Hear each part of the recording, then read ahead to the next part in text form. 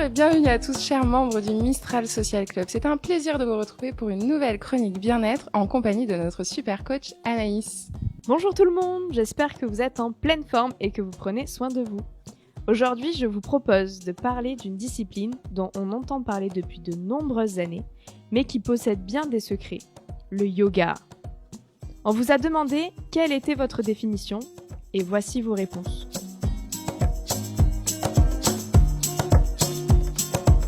Quelle est la définition pour vous du yoga?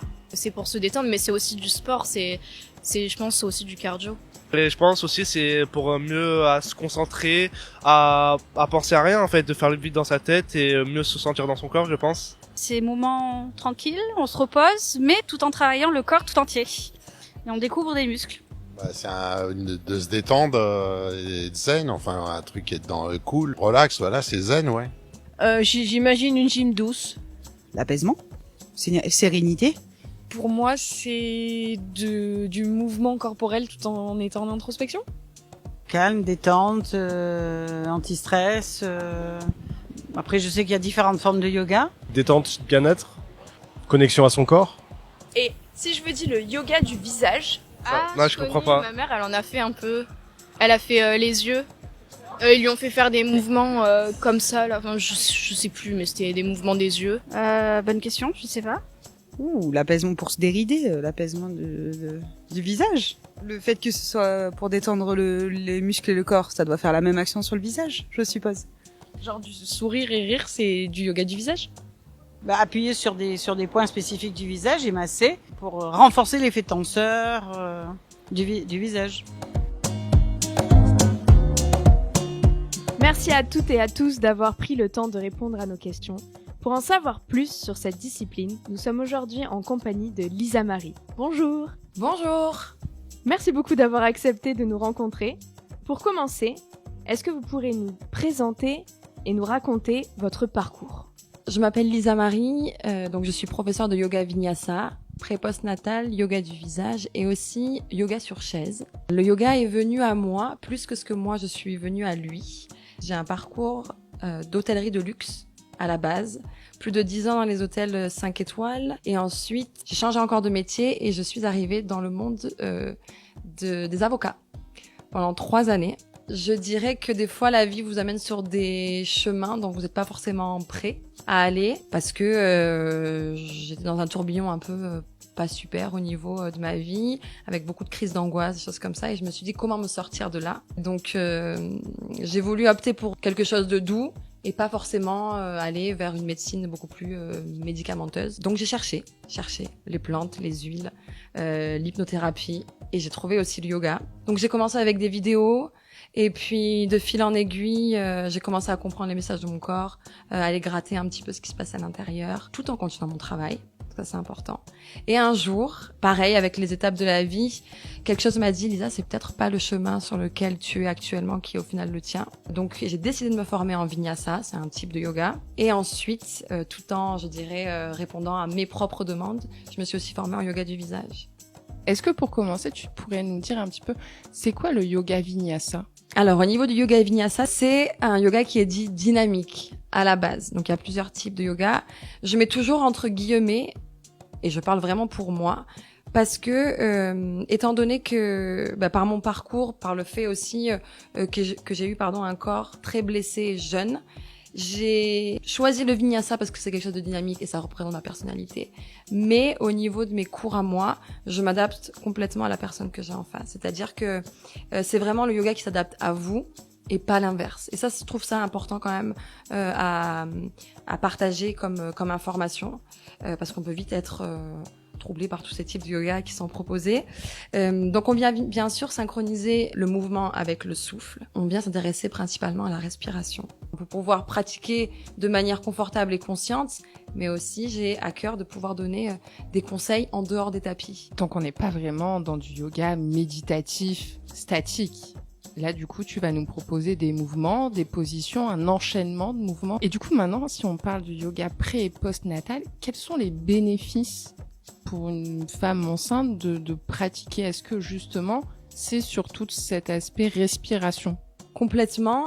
Au final, je me suis rendu compte, et j'en ai fait ma propre expérience, que il y a beaucoup de monde, plus de 50% de la population, qui respire un peu à l'envers. Donc uniquement au niveau de cage thoracique, et c'est super dommage, parce que du coup, l'appareil respiratoire est tellement important et a tellement de capacités qu'on n'utilise pas forcément cette zone. À savoir que quand le bébé aussi commence à prendre sa place, gentiment, on a cette zone au niveau estomac, donc plexus solaire, si on revient un peu plus au yoga, qui va venir un petit peu peut-être se comprimer, parce que le ventre, lui, aussi prend du volume. Et c'est ce que je retrouve très souvent quand j'ai des mamans ou des futures mamans qui viennent. Soit c'est au niveau du plexus solaire, donc on va venir créer de l'espace à l'avant, à l'arrière du corps. Soit c'est aussi des douleurs au niveau postural. Ça, c'est un peu pour tout le monde aussi. Notre quotidien nous invite tellement à aller vers l'avant qu'on oublie d'ouvrir un peu exactement au niveau du cœur. Et aussi, il y a pas mal de personnes qui ont des douleurs au niveau lombaire. Donc, ce qu'on vient chercher dans le pré-post-natal, mais ce qui lie les 3 types de yoga, et c'est ça que je trouve formidable, c'est que on va vraiment comprendre aussi de manière simple le corps. Donc on va relâcher les tensions. Le corps est un allié avec le mental, donc si l'un ne veut pas relâcher, on commence par l'autre et vice versa. Donc ça c'est top. Et se faire confiance, venir créer de l'espace, comprendre aussi les mots, quels qu'ils soient, et se faire confiance. Alors en tant que coach sportif, je suis très contente d'entendre ça et qu'on puisse avoir une place dans le sport, dans notre chronique du bien-être, travail du plexus solaire, du diaphragme, de la respiration, de la posture et d'élimination des tensions. Ça me donne déjà envie de venir tester ton cours. Est-ce que tu pourrais m'en dire plus sur un yoga que je connais pas du tout, le yoga du visage? Déjà important, c'est vraiment l'accord entre la santé, la beauté et le bien-être. Donc on essaie de mettre ces 3 piliers au centre des pratiques. Et je dis on parce que j'ai été formée, et ça me semble important de le dire, par la méthode Face Yoga Studio. Et ma formatrice Anya, on communique toujours dans notre communauté, je dirais. Donc souvent on emploie le on parce qu'on échange sur des pratiques, sur des personnes. Donc ça me paraît important de le dire. Et j'ai choisi le yoga du visage parce que je serrais des dents énormément. Donc tension au niveau migraine, cervicale, gouttière évidemment. Et du coup je me suis dit punaise, le yoga ok, mais qu'est-ce qui va me permettre d'aller relâcher les tensions bien plus au-dessus de tout ce qui est parti au niveau du cou. Et je me suis rendu compte que ce soit même en yoga ou dans d'autres disciplines, dans d'autres sports, on s'arrête souvent en dessous des cervicales.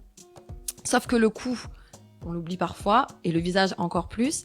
Et quand je me suis formée en yoga du visage, je me suis rendu compte que déjà en dessous de notre peau, et ne serait-ce qu'au niveau du cou, du visage, il y a énormément de tensions qui après se répercutent au niveau corporel et bas du corps.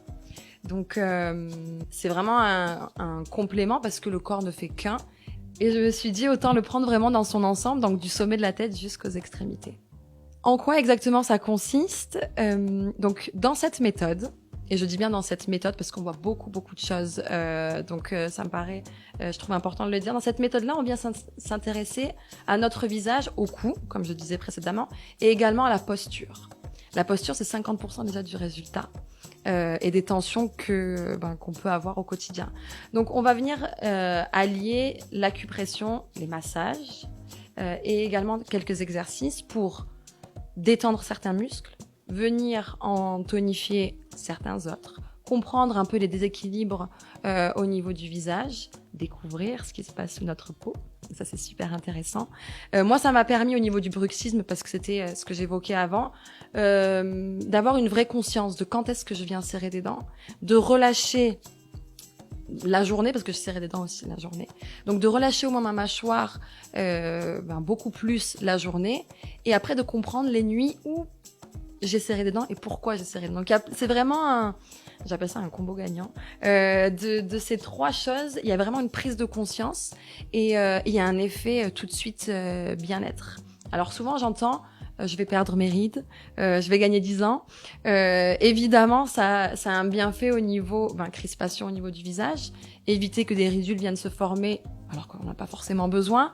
Ça fait écho au déséquilibre dont je parlais avant. Et aussi, on va travailler tout ce qui est collagène, élasticité de la peau. Moi, j'avais une peau très acnéique avant, maintenant beaucoup moins, voire presque plus. Donc, et relâcher un maximum de tension.